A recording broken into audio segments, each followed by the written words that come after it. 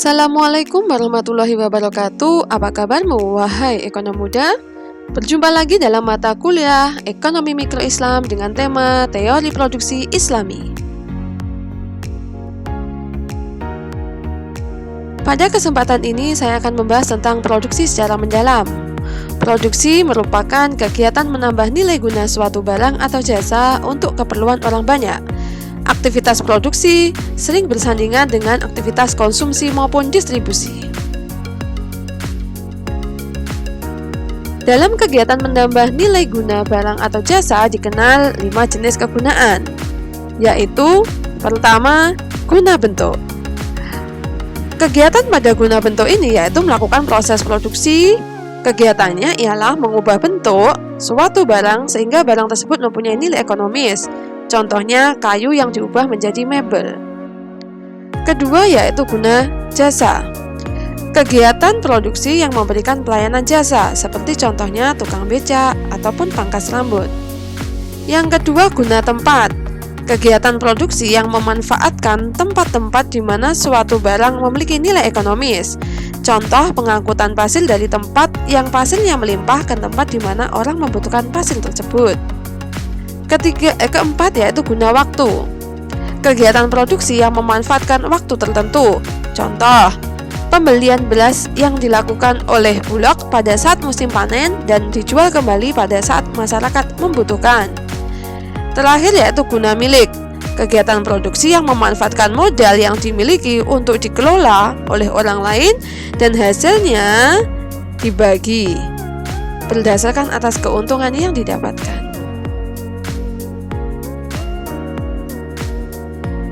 Definisi produksi dalam perspektif Islam disampaikan oleh Monzerkaf. Dalam Theory of Production mendefinisikan kegiatan produksi dalam perspektif Islam sebagai usaha manusia untuk memperbaiki tidak hanya kondisi fisik materialnya, namun juga moralitas sebagai sarana untuk mencapai tujuan hidup sebagaimana digariskan dalam agama, yaitu kebahagiaan fid dunya wal akhirah. Selanjutnya disampaikan oleh Nejatullah As-Siddiqi dalam Islamic Producer Behavior mendefinisikan kegiatan produksi sebagai penyediaan barang dan jasa dengan memperhatikan nilai keadilan dan kemanfaatan bagi masyarakat.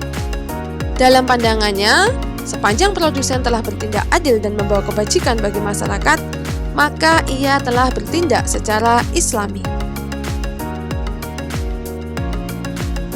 Kemudian tujuan produksi dalam ekonomi Islam meliputi 3. Yang pertama yaitu pemenuhan kebutuhan manusia pada tingkat moderat. Yang kedua, menyiapkan persediaan barang atau jasa di masa depan. Ketiga, pemenuhan sarana bagi kegiatan sosial dan ibadah kepada Allah. Dan inilah tujuan produksi yang tidak akan mungkin dapat tercapai dalam ekonomi konvensional, yaitu tujuan produksi yang mendapatkan keberkahan dari Allah Subhanahu wa Ta'ala.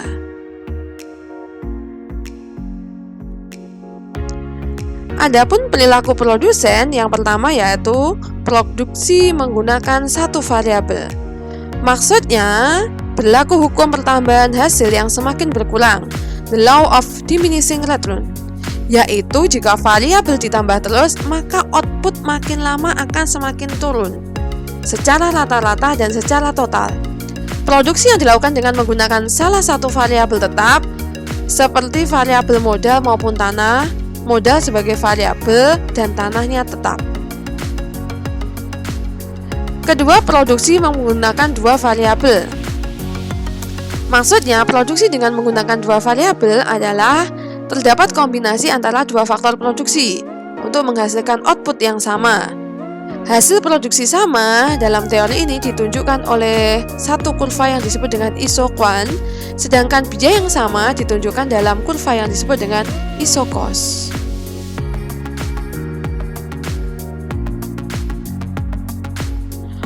Adapun fungsi produksi yaitu hubungan teknis antara faktor produksi yaitu input dan hasil produksi yaitu output. Kuantitas adalah total penjumlahan dari XA1, XB1, XC1 sampai XN di mana XA1, XB1, XC1 sampai XN menunjukkan jumlah dari kombinasi input dan Hi menunjukkan jumlah output. Sehingga fungsi produksi dapat ditulis secara matematika dengan rumus Hi sama dengan jumlah dari K kapital, L labor, R resource, dan T teknologi.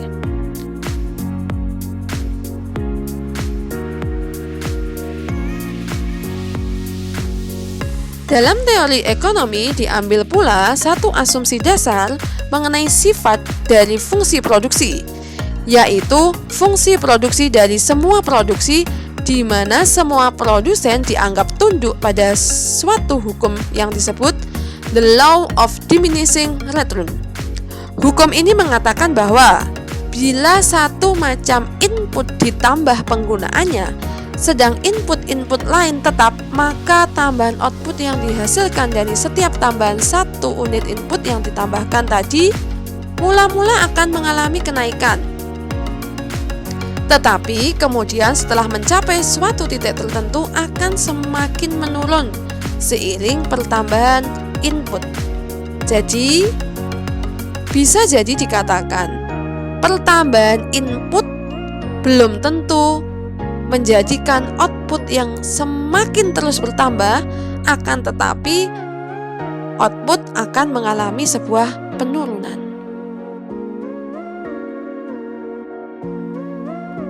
Dengan demikian, pada hakikatnya, the law of diminishing return dapat dibedakan dalam 3 tahap. Tahap pertama, produksi total mengalami pertambahan yang semakin cepat. Tahap kedua, produksi total pertambahannya semakin lambat. Dan tahap ketiga, produksi total semakin lama malah semakin berkurang.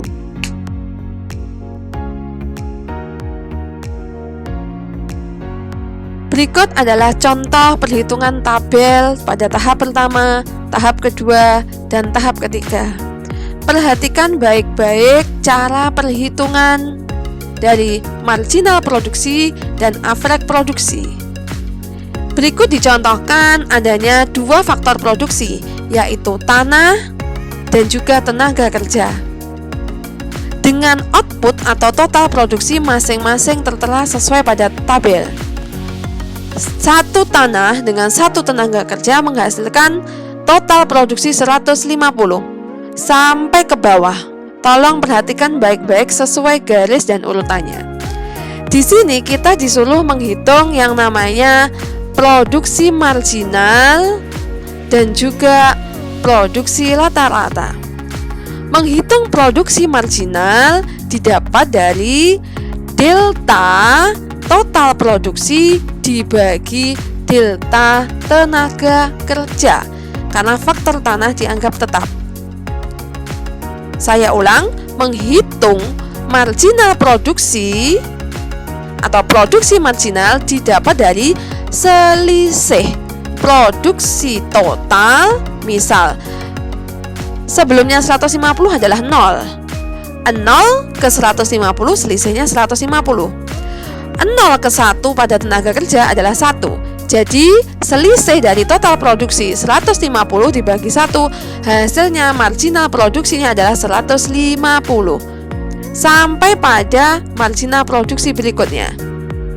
Sedangkan untuk average produksi atau produksi rata-rata didapat dari total produksi dibagi tenaga kerja, karena tanah dianggap tetap. Contoh, bagian baris pertama, 150 dibagi 1 hasilnya 150, 400 dibagi 2 hasilnya 200, 810 bagi 3 hasilnya 270, sampai pada tahap baris terakhir. Ada beberapa tahapan, tahap pertama, tahap kedua, tahap ketiga. Ketika kita analisis pada tahap pertama, bahwa di tahap pertama mengalami pertambahan yang cukup signifikan. Tahap kedua mengalami pertambahan yang melambat. Dan tahap ketiga malah total produksinya minus. Dilihat dari marginal produksi min 80 dan terakhir adalah minus 140. Jadi kesimpulannya sesuai dengan hukum the law of diminishing return, semakin inputnya contohnya tenaga kerja ditambah memungkinkan malah akan mengurangi dari total produksi atau output yang dihasilkan.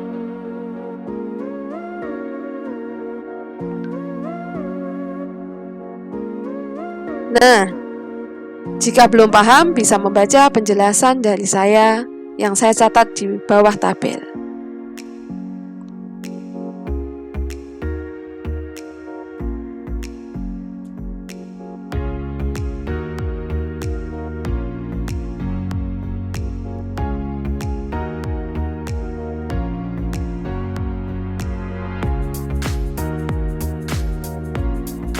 Berikut adalah rumus dari menghitung marginal produksi, yaitu didapat dari delta TP atau total produksi dibagi delta labor atau tenaga kerja.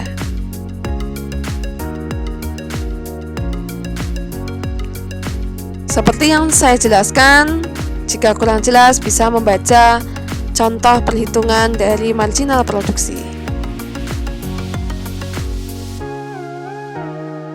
Berikut adalah rumus dari average produksi atau produksi rata-rata yang dihasilkan oleh setiap pekerja. Ketika pekerjanya ditambah, maka average produksinya berapa. Juga ada contoh perhitungan seperti yang saya jelaskan.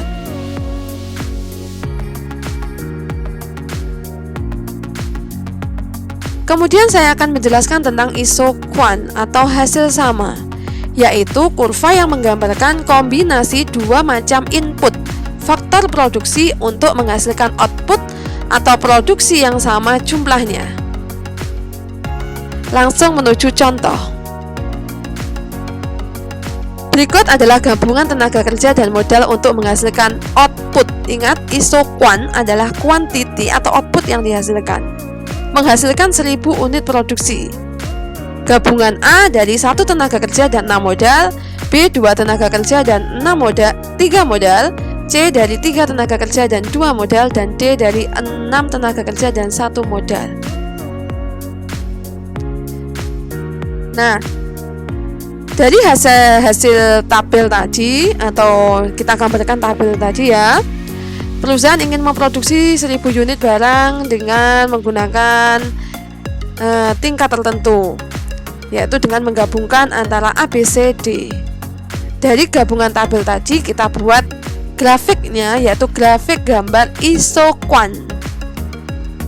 Kita gabungkan, pada garis vertikal adalah modal, pada garis horizontal adalah tenaga kerja. Jadi yang digabungkan adalah dua faktor produksi yang meliputi modal dan tenaga kerja.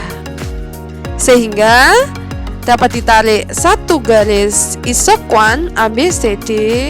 Nah, kenapa ada isoquant 1, isoquant 2, isoquant 3? Ini dimisalkan ketika perusahaan ingin menambah output atau kuantitas produksi 2000, 3000, 4000, maka akan terjadi pergeseran dari kurva isoquant tersebut dan otomatis akan terjadi pertambahan dari modal dan tenaga kerja.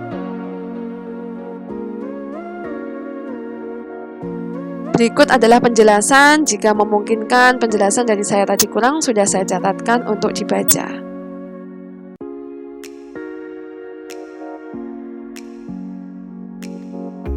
Yang selanjutnya yaitu isocost, biaya yang sama. Suatu kurva yang menggambarkan biaya yang dikeluarkan oleh produsen dalam rangka memproduksi dengan menggunakan beberapa faktor input tertentu. Isocost adalah yang membatasi dan membedakan kemampuan produksi produsen. Untuk menghemat biaya produksi dan memaksimumkan keuntungan, perusahaan harus meminimumkan biaya produksi.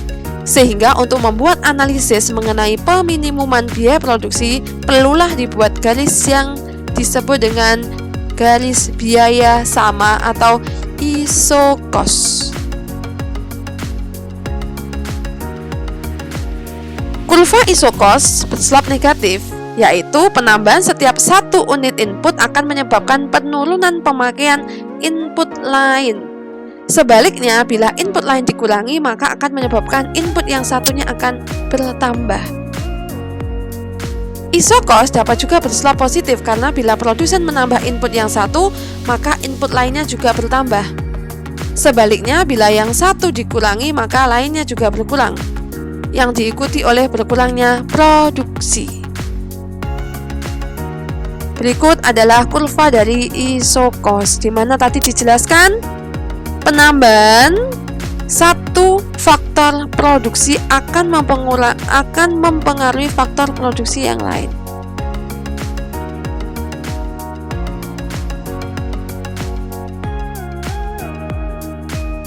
Dalam perspektif Islam, perilaku produsen Muslim memiliki batasan syariat yang tidak boleh dilanggar, seperti larangan memproduksi barang haram, mengambil keuntungan di atas keuntungan yang wajar, memungut hasil dari riba, dan kewajiban untuk mengeluarkan zakat. Hal tersebut akan mampu mempengaruhi dalam kurva isokwan, di mana kurva isokwan seseorang produsen Muslim akan lebih rendah di bawah kurva isokwan seorang produsen non-Muslim, karena adanya batasan syariat yang tidak boleh untuk dilanggar. Dalam syariat Islam, keuntungan maksimum bukanlah suatu tujuan akhir dari perusahaan, melainkan hanya tujuan sementara, di mana tujuan akhirnya adalah mampu memberikan yang terbaik di jalan Allah. Seorang produsen Muslim dalam melakukan aktivitas produksinya selalu berjalan dalam syariat, sehingga ia tidak akan melakukan tindakan yang mampu merugikan pihak lain, terutama konsumen. Model matematis produsen Muslim. Dalam dunia bisnis, produsen Muslim harus mampu mencapai tingkat keuntungan yang wajar untuk menjaga kelangsungan usahanya. Produsen Muslim dalam memaksimumkan kepuasannya adalah fungsi dari besaran tingkat keuntungan yang diharapkan dan jumlah pengeluaran sosial atau pengeluaran di jalan Allah. Jadi dikatakan Y sama dengan total dari tingkat keuntungan dan pengeluaran sosial atau di jalan Allah. Diasumsikan bahwa M menggambarkan tingkat keuntungan aktual yang diperoleh dari selisih antara penerimaan dan biaya, sehingga dapat diperoleh sebuah rumus M sama dengan total revenue dikurangi C dikurangi G. M sama dengan tingkat keuntungan aktual, TR atau total revenue dari penerimaan total dikurangi C itu cost ya, biaya produksi, G government, pengeluaran sosial atau di jalan Allah. Terakhir yaitu, produsen Muslim harus berbeda dari produsen non-Muslim. Tidak hanya dari tujuan, tetapi harus pula dari kebijakan ekonomi dan strategi pasarnya. Hal ini diperlihatkan sebagai berikut. Pertama, produsen Muslim tidak akan terlibat dalam aktivitas yang dilarang menurut syariat Islam. Kedua, produsen Muslim harus menghindari strategi pasar yang dapat menyebabkan timbulnya hambatan yang menyebabkan ketidaksempurnaan pasar. Ketiga, produsen Muslim harus mengikuti kompetisi yang adil dalam setiap aktivitas, baik sebagai penjual maupun pembeli barang serta jasa. Keempat, produsen Muslim harus menghindari seluruh praktek eksploitasi, diskriminasi, dan perdagangan yang ketat. Ya Allah, cukupkanlah kami dengan rezeki yang halal sehingga kami tidak tamak kepada perkara-perkara yang haram. Juga sempurnakanlah kami dengan segala kelebihan pemberian-Mu, sehingga kami tidak mengharap kepada selain daripadamu. Amin. Terima kasih telah menyimak materi tentang teori produksi Islam. Semoga bermanfaat dan sampai jumpa pada materi selanjutnya. Wassalamualaikum warahmatullahi wabarakatuh.